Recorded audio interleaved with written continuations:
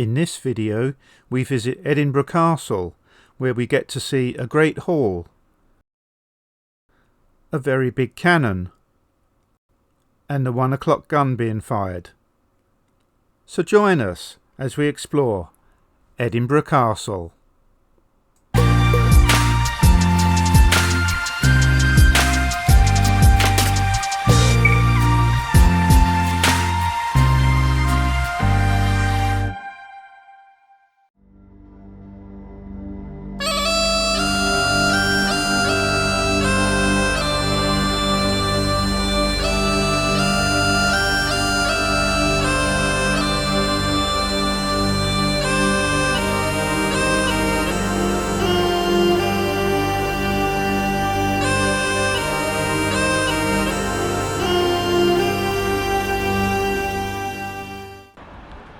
We arrived early to the castle, and as we waited for our 10:30 time slot, we noticed a small drinking fountain. The fountain commemorates the people executed here for witchcraft in the 1500s and 1600s. Edinburgh Castle's esplanade now covers what was the execution ground.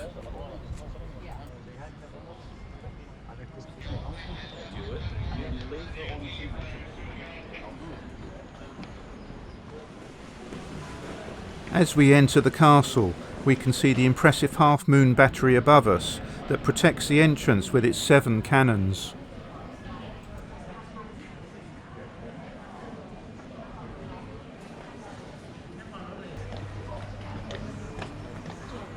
As we continue upwards, we pass the Portcullis Gate, built between 1574 to 1577 after a long siege as the main gateway into the castle.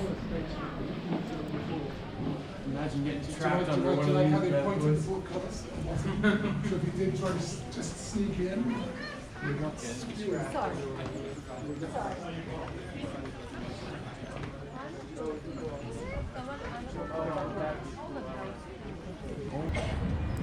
The castle has a commanding view as we look towards the new town and the Firth of Forth.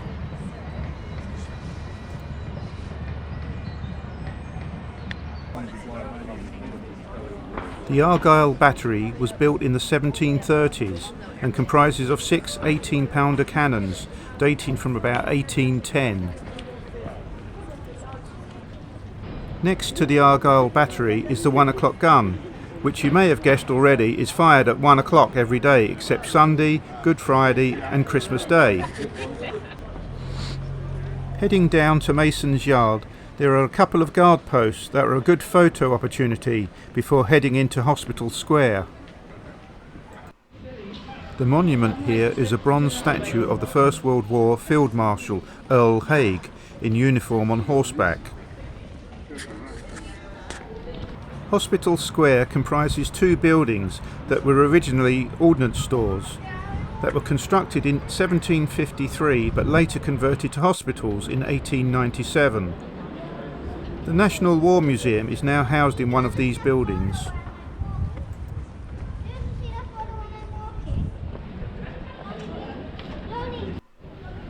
As we continue to climb to the top of the castle, we pass the Governor's house and the new barracks that aren't open to the public.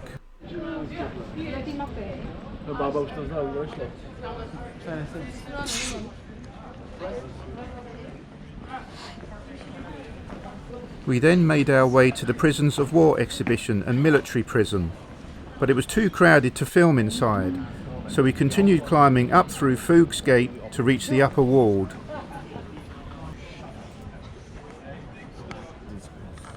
This building is the Scottish National War Memorial, and filming is only possible from the outside as it is forbidden inside.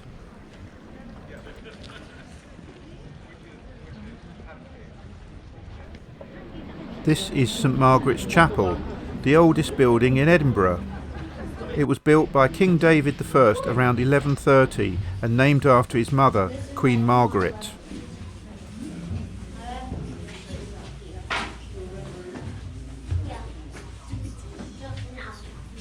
While the stained glass windows are a more recent addition, the ornate arches are original.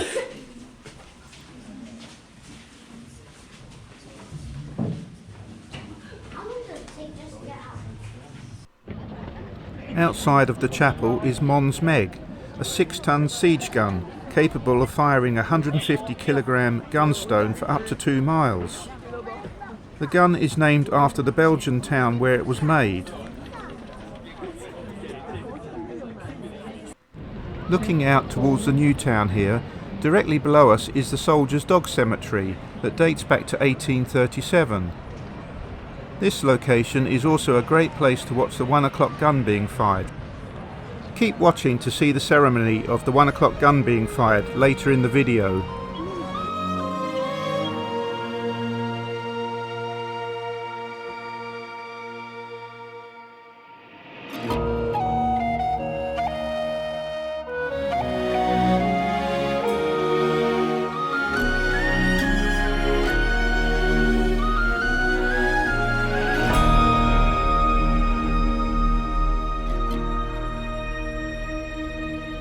As we make our way to the Half Moon Battery, we pass the Fore-well, which was a vital lifeline to the castle's residents throughout many sieges. The Half Moon Battery was originally defended by the Seven Sisters, bronze guns cast at the castle for James IV in about 1500. Today, the cannons are 18-pounders made in 1810 during the Napoleonic Wars.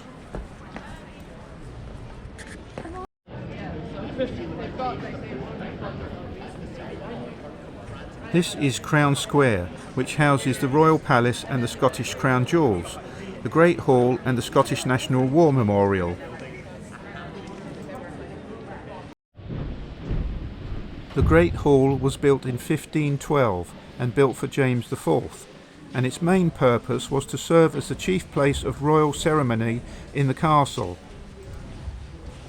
The wood of the hammer beam roof is said to have been felled in Norway and then shipped to Edinburgh.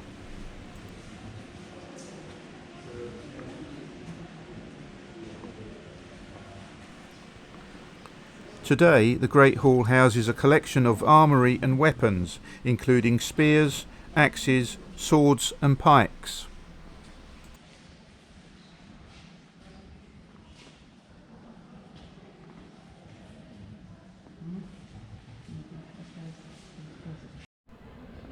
After visiting the Great Hall, we made our way back to see the 1 o'clock gun, and as we were early, we decided to have some lunch while we waited.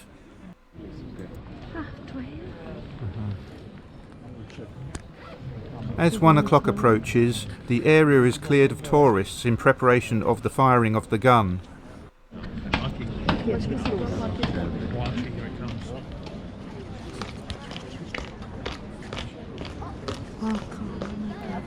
The ceremony starts with the master gunner carrying the blank cartridge to the gun and loading the blank into the gun.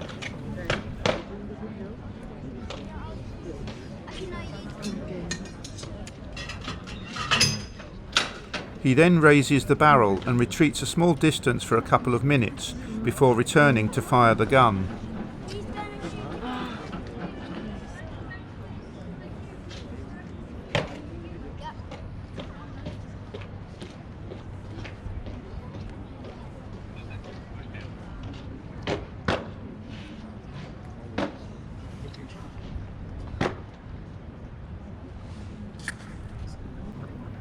When he returns to the gun, he will pull out a pocket watch and fire the gun at exactly 1 p.m.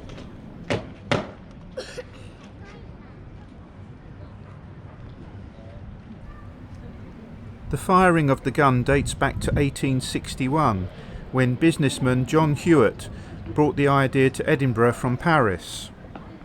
Ships in the Firth of Forth once set their maritime clocks by the 1 o'clock gun. The gun is still fired every day at 1 p.m. except on Sundays, Good Friday and Christmas Day. The original gun was a 64-pounder, but since 2001 a 105mm field gun has been used instead.